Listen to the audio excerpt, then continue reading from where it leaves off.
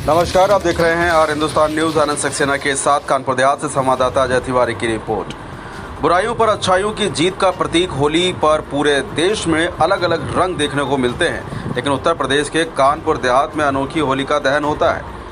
लकड़ी और गोबर के कंडों से हटकर यहाँ होलिका नारियल से बनाई जाती है और उसी नारियल से यहाँ के लोग अपनी बाधाओं, बलाओं और भूत प्रेत की समस्याओं का उतारा करके बालाजी मंदिर में जलने वाली होलिका में रखकर अपनी विपत्तियों का भी दहन करते हैं और साल भर बाधाओं से दूर रहते हैं।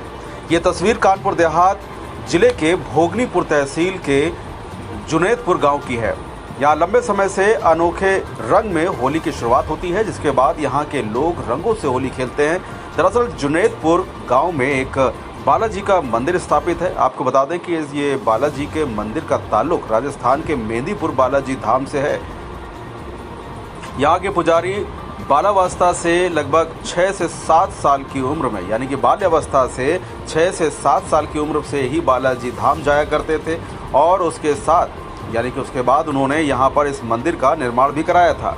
अब जो प्रक्रियाएं मेहंदीपुर बालाजी मंदिर में की जाती हैं, वह भी होली के दिन नारियल की होली वहाँ पर जलाई जाती है और यहाँ भी लोग पूरे साल अपने घरों की जो समस्याएं हैं उनको दूर करने के लिए एक चुटकी मिट्टी और एक नारियल लेकर के यहाँ पूरे साल आते हैं और होली के दहन से पहले यहाँ इकट्ठा होकर बालाजी मंदिर के महंत से अपने और अपने घर के ऊपर चल रही बाधाओं, विपत्तियों और भूत प्रेत की समस्याओं को नारियल और चुटकी भर घर की मिट्टी से इसी प्रांगण में उतारा करके एक स्थान पर एकत्रित करते हैं।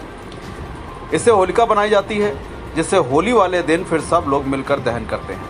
मान्यता तो ये भी है कि ऐसा करने से लोगों को साल भर किसी भी बुरे साए और बलाओं से बचाया जाता है और हर साल ये प्रथा यूं ही चलती रहती है। स्थानीय लोगों की माने तो इस प्रक्रिया में उन्हें लाभ मिलता है और यहाँ इस मंदिर में मुंबई, अहमदाबाद, राजस्थान के अन्य शहरों के लोग भी यहाँ पर होली से पहले आते हैं और अपने घर से लाए हुए नारियल और मिट्टी से यहाँ उतारा कराकर बाधाओं को जला देते हैं। वहीं एक और यह भी मान्यता है कि नारियल से जलाई जाने वाली होलिका से वातावरण भी अच्छा होता है। नारियल के जलने से जहाँ जहाँ इसका धुआं पहुँचता है वहाँ पर हवन और पूजा पाठ की अनुभूति होती है और अच्छे माहौल को महसूस किया जा सकता है।